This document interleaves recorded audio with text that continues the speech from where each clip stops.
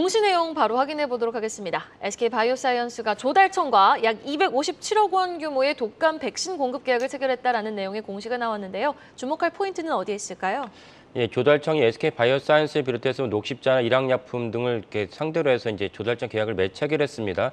근데 이제 그 SK바이오사이언스는 우리가 뭐 잘 기억하고 있지만 코로나 사태 때 당시 많은 이제 그 유명세를 타면서 주가도 많이 올라갔었는데 코로나 사태가 일단락되면서 과연 SK바이오사이언스가 어떤 식으로 매출과 회사를 영위할지가 좀 관심사였는데 이번에는 SK바이오사이언스가 코로나가 물론 단위 백신이었습니다. 근데 코로나 백신 외에도 다양한 백신을 이제 원래 제조하고 있다는 것을 좀 알려드리면 좋을 것 같습니다.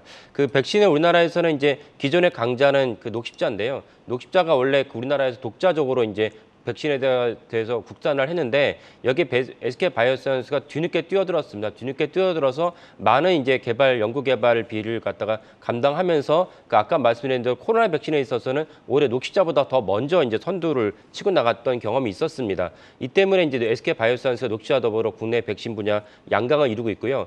바꿔 얘기하면은 코로나가 아니어도 백신은 여전히 유효하고 또 사실은 녹십자의 뉴스나 SK바이오사이언스 뉴스를 봐도 어떤 게 있냐면 우리나라에서 만든 백신이 전 세계적으로도 유엔을 통해서 많이 이제 그 배출이 되고 이제 생산이 되고 유통이 됩니다. 이 점에 있어서 여전히 이제 유효하다 볼 수가 있습니다. SK바이오사이언스도 당연히 코로나 이후에 다른 매출이 어떻게 있는지를 갖다가 이제 중요하게 보고 있기 때문에 SK바이오사이언스의 이제 그 전략은 무엇이냐면 mRNA 백신을 갖다가 개발을 하고 그다음 CDMO 위탁 개발 생산을 하겠다는 것입니다. CDMO는 쉽게 말하면 무엇이냐면은 다른 데서 추가로 이제 백신을 갖다 생산해달라, 공급해달라 하면은 그 분야에 있어서 SK바이오사이언스가 마치 이제 그 삼성바이오로직스처럼 이쪽 CDMO 분야에도 우리가 진출하겠다라고 발표를 한 것입니다. 이 CDMO를 갖다가 이렇게 그 폄하할 필요는 없는데요. CDMO가 사실은 반도체로 치면 파운드리입니다. 그러니까 TSMC가 그 파운드리를 열심히 해가지고 지금은 대만을 먹여 살리고 있고 사실 삼성전자보다 더 시청이 높아지지 않았습니까? 이런 점처럼 CDMO 역시 중요하다 볼 수 있습니다.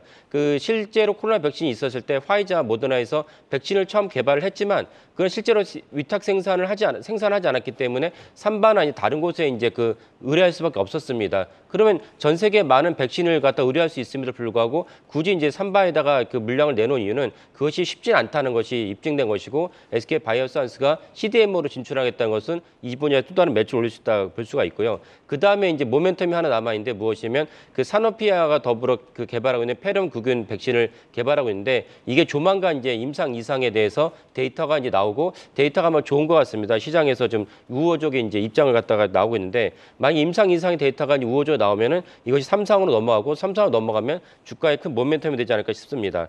여기에 이제 SK바이오사이언스의 안재영 사장이 조만간 이제 글로벌 제약사랑 좋은 계약이 맺을 것 같다라고 이제 본인이 직접 말을 했습니다. 그 상반기 내에 그런 발표를 할 거라고 얘기했기 때문에 이 역시 이제 좋은 모멘텀이 되지 않을까 싶습니다. 이어서 공시 하나 더 확인해 보죠. 동화 기업이 미국 계열사 동화 일렉트로라이트에 500억 원대 규모의 채무 보증을 결정했다라는 내용의 공시가 나왔습니다. 주목할 포인트는 어디에 있을까요? 그 동화 일렉트로라이트는 이제 사명에서 알다시피 일렉트로라이트라는 게 이제 전해질이라는 뜻입니다. 그러니까 동화 전해질 기업이다 이렇게 이해하시면 되고, 그러니까 동화 기업의 이제 2차 전지 기업이다 이렇게 이해하시면 되는데, 그 동화 기업이 그 원래 전해질 2차 전지 사업을 하지 않았다가 2009년에 있었던 동화 일렉트로라이트의 전신을 갖다가 인수를 합니다. 인수를 하고 해당 사업부를 이제 한국에서도 하긴 하지만 미국이 또 중요한 그 시장이니까 미국에 진출을 했는데 여기에 한 그 800억, 900억 정도의 이제 투자를 하겠다고 발표를 했습니다. 발표를 했으니까 거기에 자금 조달을 해야 되는데 이번에 공시 내용을 보면 이제 수출입은행이 그 자금 조달에서 한 500억 11억을 아까 말씀드린 511억을 갖다가 대출을 해주고 대출해주니까 동아기업이 여기에다 채무 보증을 한 것입니다. 그러니까 실질적으로 이제 수출입은행이 관련돼 있기 때문에 금리나 여러 가지 면에서 아주 우호적인 조건이다 이렇게 볼 수가 있고요. 추가로 더 말씀을 드리면 또 이번에 그 신설되는 공장, 미국 테네시에 이제 신설되는 공장인데 8만 6천 톤 정도의 이제 전해질 를 갖다 생산을 하고 이거를 통해서 이제 미국과 유럽에다가 이제 공급을 하겠다는 것입니다.